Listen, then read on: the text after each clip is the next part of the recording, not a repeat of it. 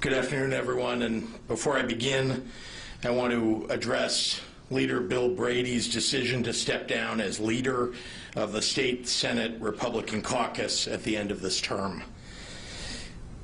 For as long as we've worked together, Leader Brady has exemplified what it means to advocate for his caucus and pursue common ground, even where it's sometimes hard to find. Together, we brought the bipartisan Rebuild Illinois capital program over the finish line, bringing real change to every community in Illinois, no matter its political stripe. In other words, doing exactly what government is meant to do. So I want to wish Leader Brady all the best as he closes this chapter and steps into the next phase of his career. Moving on to today's COVID update. We again have a grim picture to share and a potentially long effort ahead to get the virus under control in this state. I know there's a lot of focus on other current events right now, but I do want to remind everyone that Illinois and the nation, especially the states making news right now for their role in the presidential election, are in the middle of a public health crisis. And we cannot forget to take the necessary precautions to beat this pandemic down. At the beginning of last month, we were averaging 23 deaths in Illinois to COVID-19 each day on average. That average is now up to 45. The number of Illinoisans in the hospital with COVID-19 has more than doubled in the last month, from an average of about 1,500 to now an average of about 3,300. And compared to just last week, every single one of our 11 regions has seen an increase in the average number of people going into the hospital every day with COVID-19. Also, compared to last week, all 11 regions are seeing severe increases in their positivity rates, ranging from a low of 10.0% in regions 5 and 6, and a high of 15.7% in Region 1, northwestern Illinois. The virus is spreading, and every region of the state is suffering from its insidious, invisible contagion. Make no mistake, this pandemic isn't over, not by a long shot. And it's not enough for us to just know more. We have to act differently. Mitigations that limit public interactions only work if everyone takes some personal responsibility for masking, social distancing, and following the CDC and IDPH guidelines. So please do your part and do what it takes to keep yourself and your families safe. I know that we can find a way through this. Time and again, even when the people of Illinois are set back on our heels, we find a way to move forward. And I'm confident that we, working together, will be able to do that. We will potentially eradicate this virus and return to a normal way of life and help our neighbors who are struggling, but we all must work together to get that done. The same can be said for our state's fiscal situation. For decades before I became governor, Illinois' expenditures never matched its revenues. One of the reasons that I ran for office was to finally tackle our fiscal problems in a responsible way while investing in what makes this state a great place to live, improving our schools, expanding affordable health care, creating a durable social safety net, and making our state run more efficiently, all while living responsibly within our fiscal means.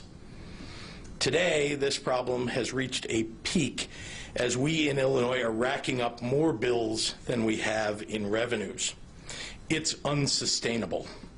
My predecessor, Governor Rauner, tried to drag the state underwater with painful and draconian cuts that in the end were blocked by both Republicans and Democrats.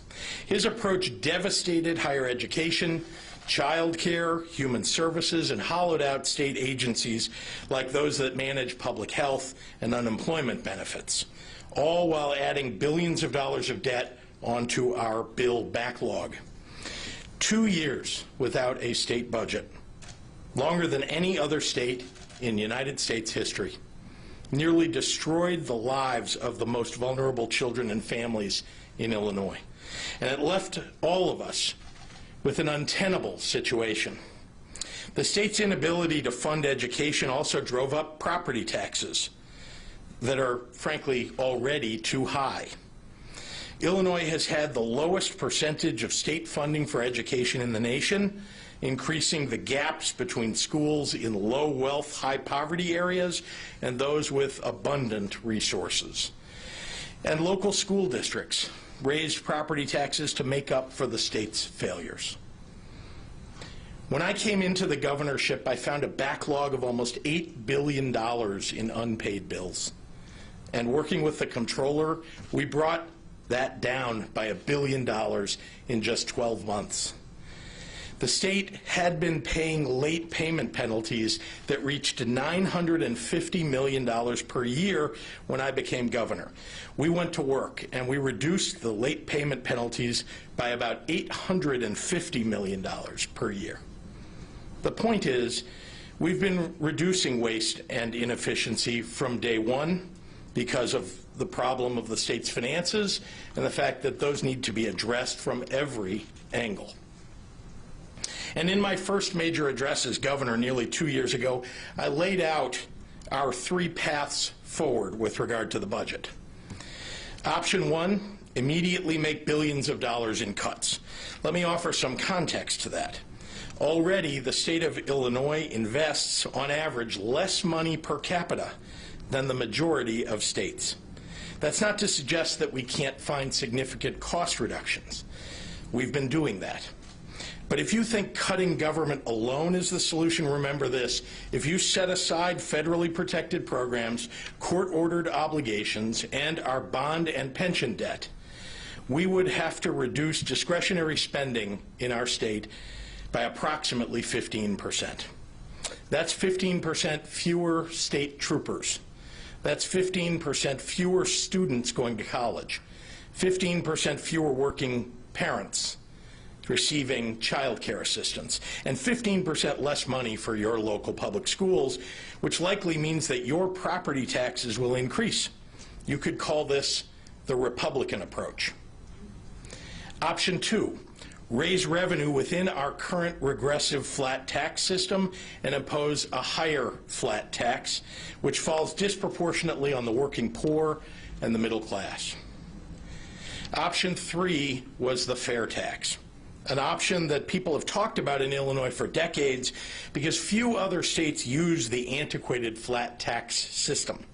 And while the fair tax would have helped to address our budget crisis with the least damage to the working families of Illinois, the millionaires and billionaires opposed it to protect their own wallets, deceiving the public about its purpose, and they ended up prevailing. Sometimes politics works against the best solutions. Had the fair tax passed, we would have been on a course toward long-term stabilization of our state's finances. Balancing the budget, eliminating the backlog, making our pension payments, and investing in a rainy day fund in a way that would start to unburden the working families of our state. But the opponents of the fair tax lied about what would happen if it passed, and they left all of the working people of Illinois holding the bag. It's no surprise these are the same people who pushed for Bruce Rauner's agenda and will resurrect his failed crusade any way they can. So let me just say to the people of Illinois, you deserved a fairer tax system, and you still do. But that didn't happen. Republicans swore their allegiance to the wealthiest interests in the state, and they threw middle-class families under the bus. So here we are. I have not given up the battle to balance our budget and to put the state on firm fiscal footing. I will work every day to repair the fiscal instability that has been ailing Illinois for more than 3 decades. I will work with the legislature to implement structural solutions to our decades-long budget woes. But I will never forget that some of the wealthiest and most powerful interests in Illinois did everything in their power to put the burden of this on workers and their families instead of shouldering some of the burden themselves. Because this is the way, this is where we are now. Illinois' fiscal problems haven't gone away. We now sit at a crossroads. Our state finances still require fundamental structural change. In the coming days, I'll be talking with the leaders in the General Assembly about our path forward, but here's what we know for sure. I promised to be a governor who balances the budget and pays the bills that my predecessor left behind. I promised to make sure that our kids get a good education, that we invest in job creation, and that we build a better future for Illinois. There will be cuts, and they will be painful. And the worst thing is, the same billionaires who lied to you about the fair tax are more than happy to hurt our public schools, shake the foundations of our cities, and diminish our state. Maybe because they think it won't hurt them. If they cared about giving your child the best public education available, if they wanted you to be able to afford child care too, if they wanted your elderly parents to be cared for properly, just like their parents are, they wouldn't have fought so hard to avoid paying just a little bit more. People often say that I'm too positive and too optimistic. My optimism comes from the people of this great state and from all of the things that they've endured together over this year. And my optimism has not been shaken. We will get through this. We will get through all of this together. And when you feel yourself losing a bit of hope, I'm always here to offer you some of mine, because I know that the strong character of this state and its people is paramount. And for 2 centuries, it's something that we've always been able to count on through thick and thin. And with that, I'd like to turn it over to Dr. Ezike.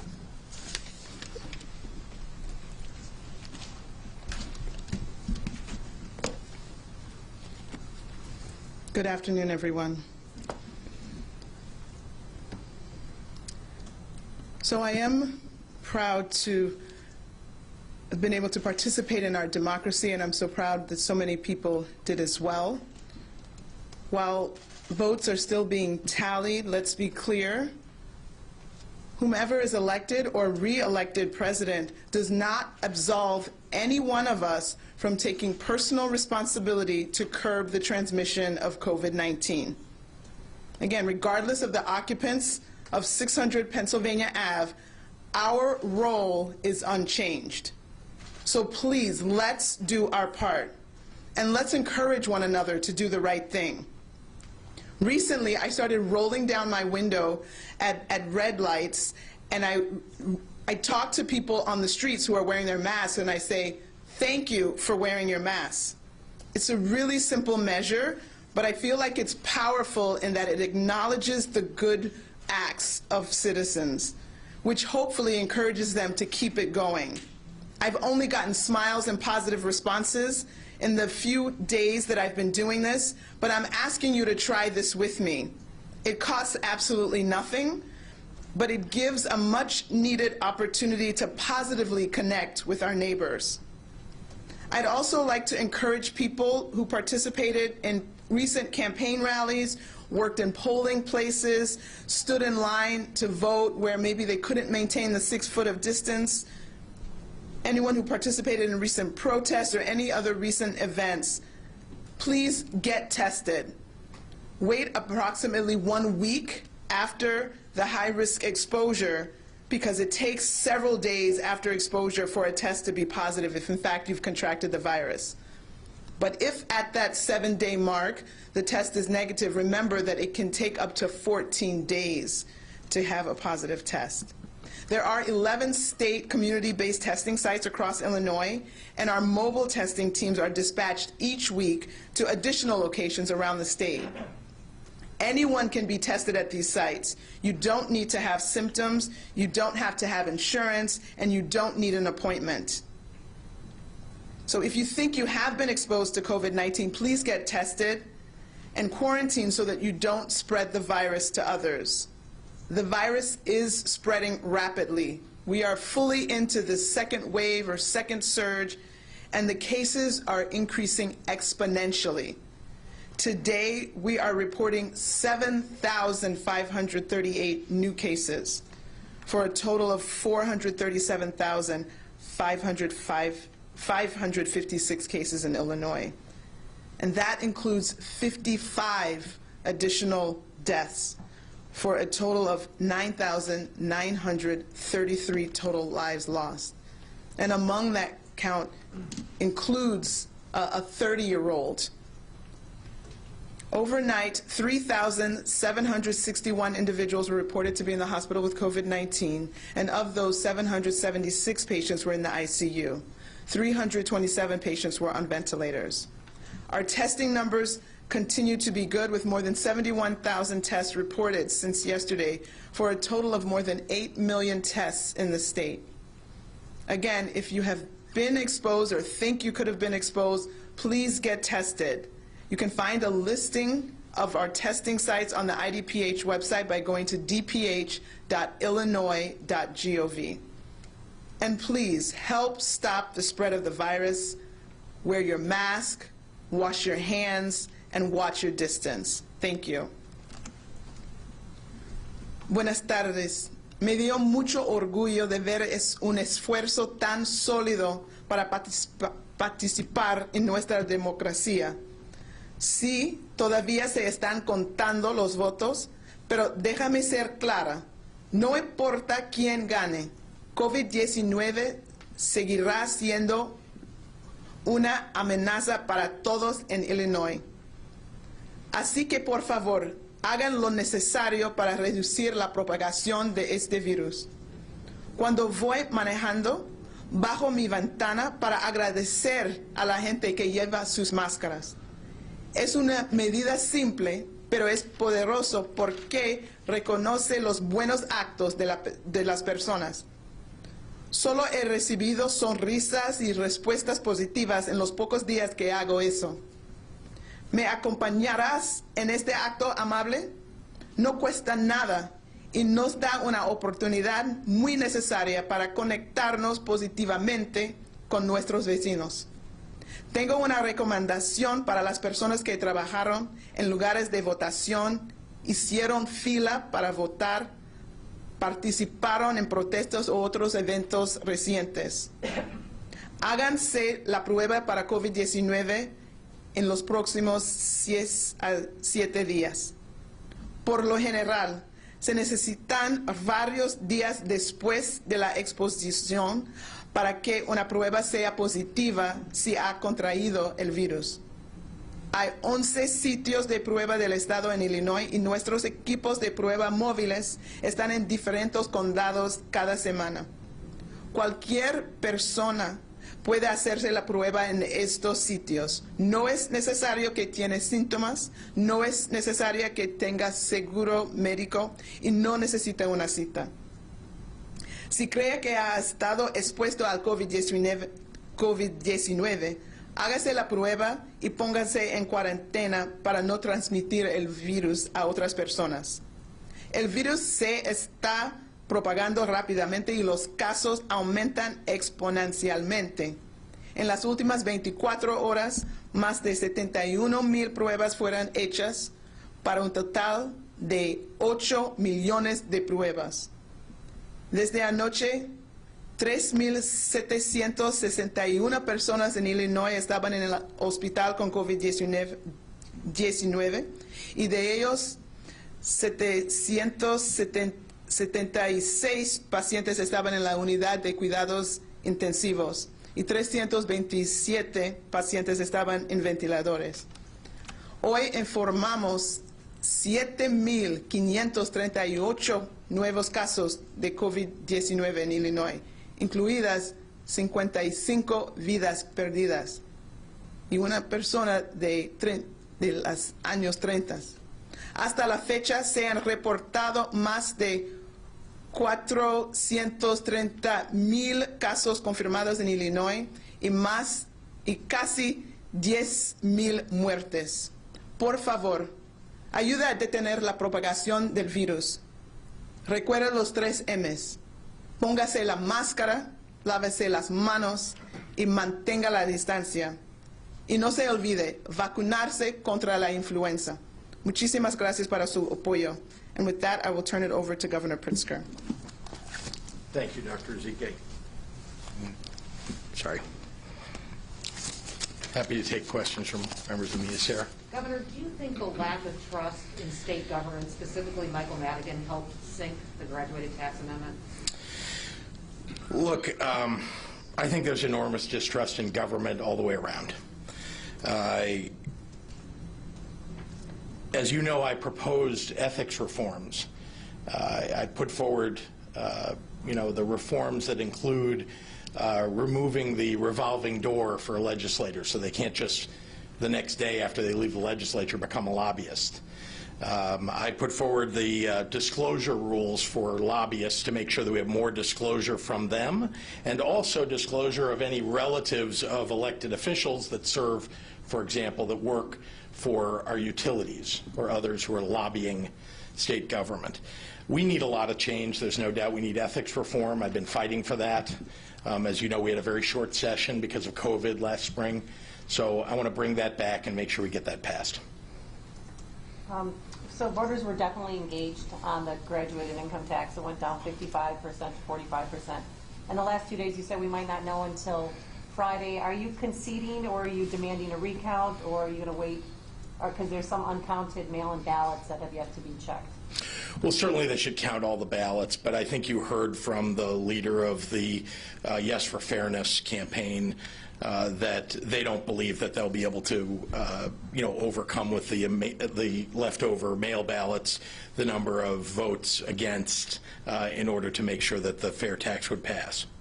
And a lot of voters said, why would you punish us, or why would you want to punish voters by raising their taxes? Because they didn't. Oh, I don't want to do that at all. In fact, as you know, I was fighting to lower their taxes. 97% of people would have had their taxes lowered, despite the lies that the folks on the other side, the billionaires and their special interests, told people online and on TV. The fact is that I want to lower taxes on the middle class. My entire term in office, I've been fighting for middle class families, for making sure that our working families have a voice in Springfield and that they're better off. And that's what the fair tax is about.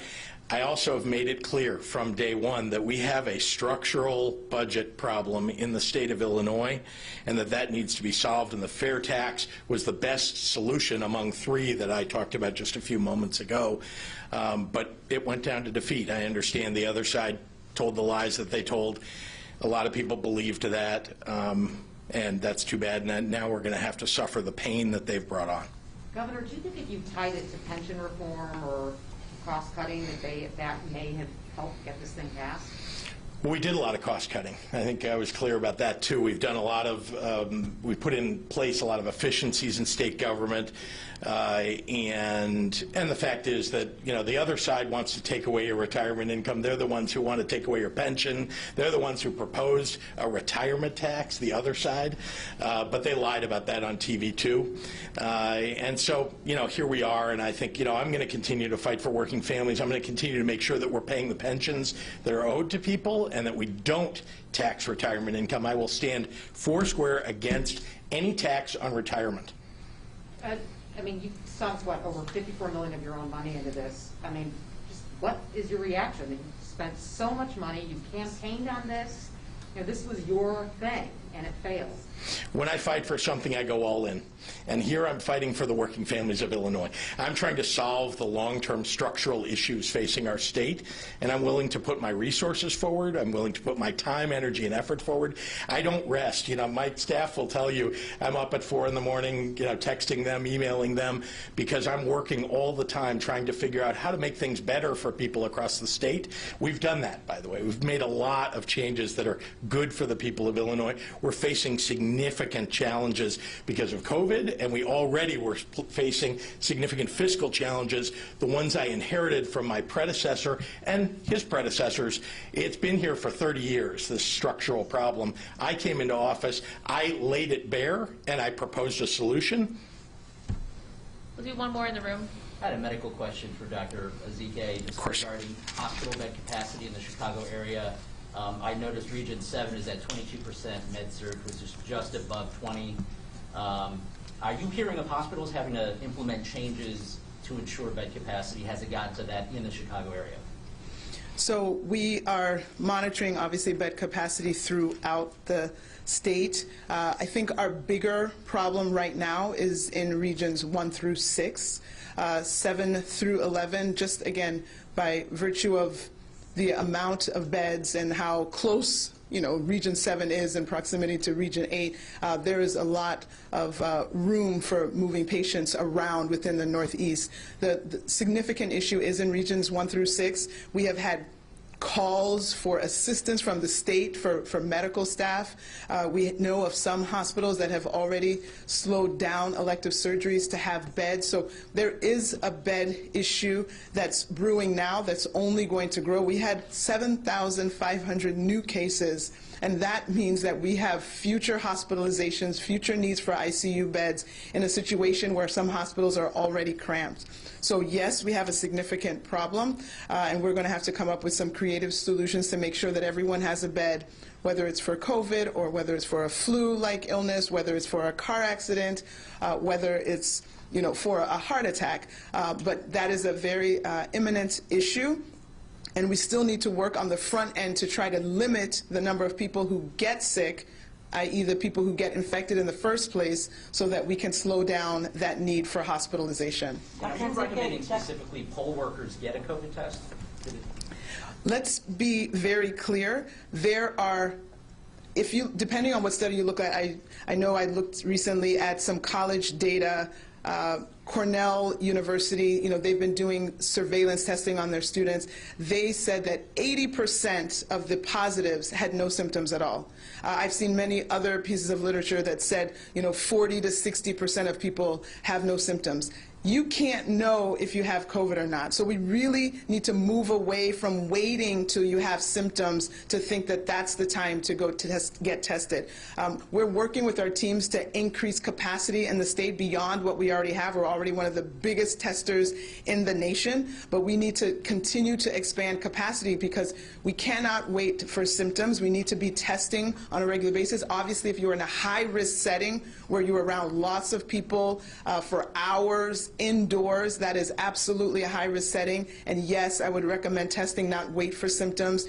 Wait a couple of days because, like I said, you may be in a high-risk setting and have been exposed, but you won't turn positive for many days, maybe even up to a week, but it can also be up to 14 days. So you just have to be cautious, be aware of that, be very careful, constantly, wearing your mask and being as careful as possible. But yes, I think everyone should get in the habit of getting tested, whether they have symptoms or not, because with this amount of disease in our community, it's hard to think that you could go anywhere and not potentially be exposed. And Dr. Zeke, are these the 7,538, are those new cases or just positive tests? Because some people retested 2 or 3 times. Great. So that they Great can get question. back into. Those are the new cases. So we have removed, there were more positive tests than that, but we have removed people who have already been confirmed cases. These are new individuals that are being tested, that have tested positive for the first time. Okay, and is this age group still around 20, 29?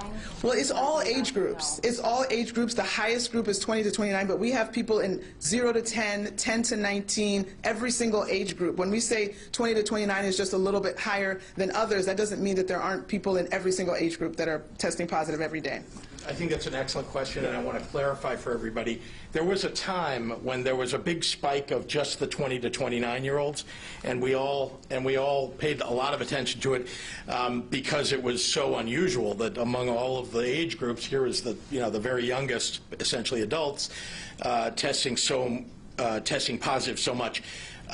It's no longer the case that they're unusual. That is, if you look across all the age groups, yes, it's true that 20 to 29-year-olds, more of them are testing positive, but honestly, the difference between that and each of the other age groups, at least near them, is not much. All right, we'll go to questions online. Yeah. This question's for Dr. Ezike. This is from Lauren Petty. Is Illinois seeing a surge in youth cases that the American Academy of Pediatrics has recently warned about? If so, do you think there's a reason for this spike, and what's your message for parents? Right. So again, when you have this much disease in our community, no one is immune. So whatever the setting is which is contracted, many people are going to come in contact with many others, and that includes children who do not live in a bubble but live with other people.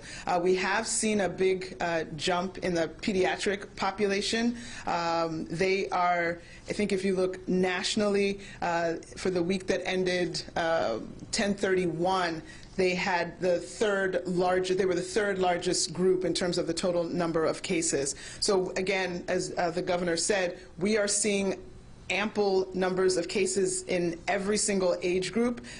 They are, we talk about 2029, but the 10 to 19 is really driving that pediatric population.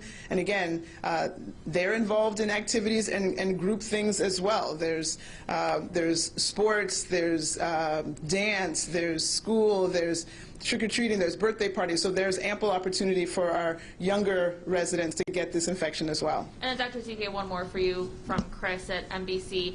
He's wondering how soon we can start to see the positivity rates decline because of the mitigations that we have in some of the regions. Yeah, so well, of course, that depends on individuals and how well those mitigations are followed. So when we hear about closing these high-risk settings like bars and indoor restaurants, again, the amount of uptake of that activity is going to play into how effective they are. Of course, the individual activity, the personal responsibility, the wearing of masks and limiting these private gatherings, that's key and essential. So again, there are a lot of unknowns in terms of I can't know how much people are following this. I can't be in all the venues to make sure that these events aren't happening, that the bars are closed. But if they are followed, when they are followed, they would be successful. It's going to take longer because the rates are so high. There's so much disease now. But really, if we would just give it a try, we will see that it will work. Ask the people in Region 4 and Region 7. They proved this already. It can work, but we have to have the will to do it. All right. John O'Connor at the AP. Governor, you linked full education funding to amendment approval, just like Browner did in 17 with the grand bargain. So now you have a deeper hole. Was that wise? What would you do to fully fund schools now? I think that's not accurate. I have certainly linked education funding to the failure of revenues and the failure to fill the revenue hole that is the structural budget deficit of the state. And so I'm going to fight to make sure that we don't have cuts to education. That's one of the most important investments that you can make, honestly, in a state. When you look at all the ways in which you can use the dollars that are available in state government, investing in education is the one that has the longest term, highest return. Tony Arnold is asking, how do you intend to address the budget going forward? Are you going to advocate legislators increase the flat income tax? Well, I think you heard me talk a little bit earlier about the fact that we're going to have to make some painful cuts. And it's, this has been brought on by the failure of the fair tax amendment and the people who opposed it for their own selfish interests. I will say that from the beginning I've told people what the options are, and I talked about them again today, but we need to look at those options and decide what it is that we want to do in order to deal with this. I put forward what I think is the best idea for protecting working families while taking care of the structural deficit. Dave Dahl, WTAX, will the sort of end of the election change the attention or focus the public will place on the coronavirus pandemic? Will the end of the election increase attention, I guess, is the implication here? I mean, look, I don't know that anybody wakes up in the morning and isn't thinking about what's going on with the virus. I'm certainly not somebody who's had his attention taken away from it. Perhaps, but I do think that people understand that, if you're putting on a mask every day, you remember that COVID is all about us. With voters turning down the fair tax amendment, what does it tell you about their trust in state government? Well, as I said a little bit earlier, I think there is a significant lack of trust in government in general. And I think there are things that we need to do, and I've put forward a plan to address the failure of ethics for the state, making sure that we have an ethics package that will really reform state government, and I'm hoping that the legislature will take that up. I know that there are quite a number of legislators who agree with me and know where I stand, and they've taken up my ideas. Mark Maxwell is asking, won't raising taxes and making deep cuts during a pandemic and recession make it harder to win re-election? Well, what I'm focused on is the long-term health of the state, honestly, and I'm not talking about physical health here. I'm talking about our fiscal health. We have to address this. It's the most important thing we can do, certainly long-term, to stabilize our state. And so, as I said before, we're going to have to look at some deep and painful cuts because of what the billionaires and the special interests who oppose the fair tax have done. Kelly at Block Club, with cases continuing to climb, what interventions will the state take to stop people from gathering in groups and spreading COVID-19 among family and friends? You've seen, what we've tried to do from an enforcement perspective, but I want to remind everybody that your local officials, and I was on the phone this morning with a number of mayors from really across the region, and they understand, I think, where I stand, which is they need to take some of the hard choices. They need to do the right thing. They need to make sure that we're keeping people safe, and sometimes that means doing things that are hard. It sometimes means doing some things that are unpopular. But the fact is that we need to keep our residents of our state safe, and that means that asking people to wear a mask is the right thing to do, and making sure that bars and restaurants, which when we have very high rates of positivity, are significant spreading locations, that we bring the positivity rate down before we reopen indoor service where it is more risky. Ryan Voiles at Health News is asking, how do you plan to make cuts to human services while ensuring access to behavioral and substance use disorder services that advocates say are needed now more than ever due to the COVID-19 pandemic? Well, I think we should just put a pin in everything that was in that question because, frankly, that is an excellent question that the opponents of the fair tax obviously didn't consider. And so these are decisions that will have to be made. The Republicans stood against this. This is, whatever happens here, the pain that is endured by the people of Illinois, by the working families of Illinois, is on the Republicans and the special interests and the billionaires that back the Republicans. They've got to step forward and help. Jake Griffin at the Daily Herald for Dr. Ezike. Several county health departments have stopped reporting daily COVID data, blaming the stoppage on a data processing issue at IDPH. Can you explain what the problem is and when you expect to have the issue rectified? Yeah, I think this might be a late issue. We have to recognize the amount of data that's coming in from all across the state into our data warehouse. And so, again, for a test that we did not even have a year ago, and now up to 90,000, almost 100,000 test results coming in. So I know we get the data, and then sometimes to be able to divide it out and push it out, there are some delays. Sometimes there are some backlogs or some processing issues. I think we are working with a contractor to smooth out those issues. I don't know that there's a current backlog right now. I think we've had them fixed, but we're staying on top of it to identify backlogs as they happen to make sure we turn that around quickly. Rich Miller has... And I just want to add one thing, which is, there are jurisdictions, though, that haven't submitted data. And, we don't know exactly what the reason is, but it makes it more challenging when people are not submitting their data. They have access to Salesforce and are not doing. I know the city of Chicago, the CDPH, has that problem, and we've encouraged them to please submit their data on a timely basis. And they're not the only ones. There are 97 local public health departments, and some of them are more sophisticated, more technically proficient than others. But to the extent there is missing data, some of that is because of a failure to submit the data. Rich Miller has a question for Dr. Ezike. Do you expect Region 1 to enter Tier 3 mitigation soon?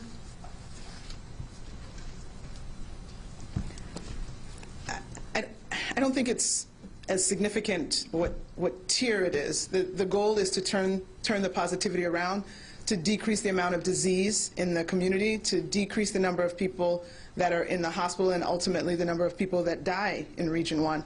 So whatever steps or strategies or mitigation measures that need to be taken to do that, that's what we're looking to do. Again, there's only so much that can be done from the state level. I've been talking with leaders all weekend long.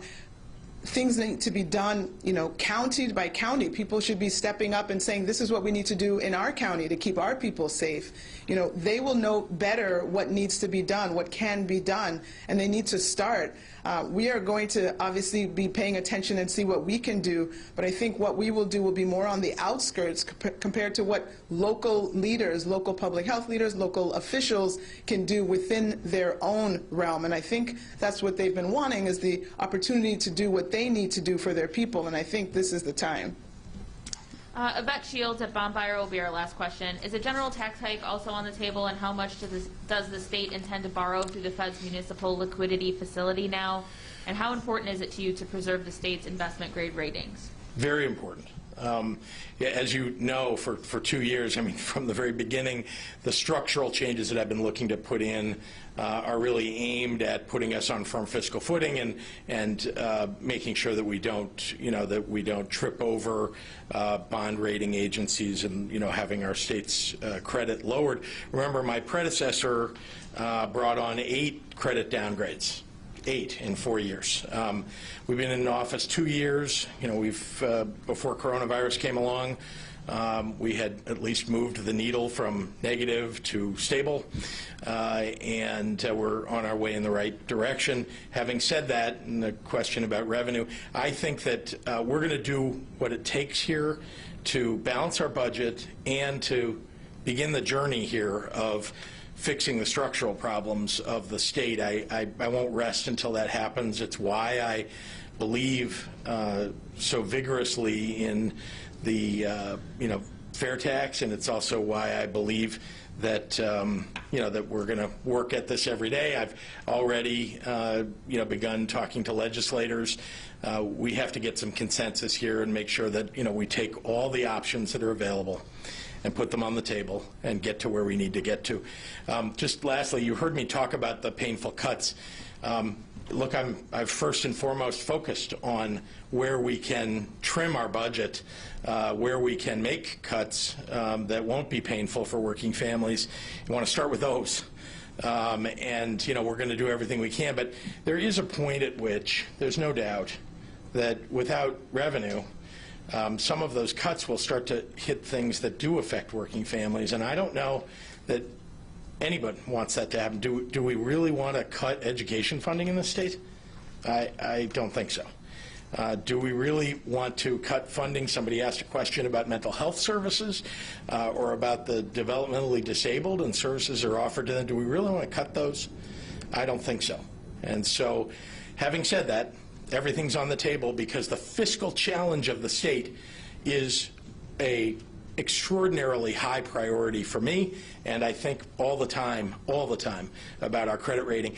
One last thing, when I first became governor, I think you may know, Yvette, that I went to New York and I met with not only the folks who buy state bonds, but also the folks who rate our bonds, and I talked to them about what it is that I intended to do, and I have been doing that. I've been pursuing those proposals from the very beginning, and I'm going to continue on the path of getting us to fiscal responsibility and fiscal stability. Sorry, Dan Petrella had one more. Do Yeah. you think if a tax increase needs to come up, that it should come up during lame duck or veto? Well, we have to move expeditiously, there's no doubt. Thanks, everyone. Thank you.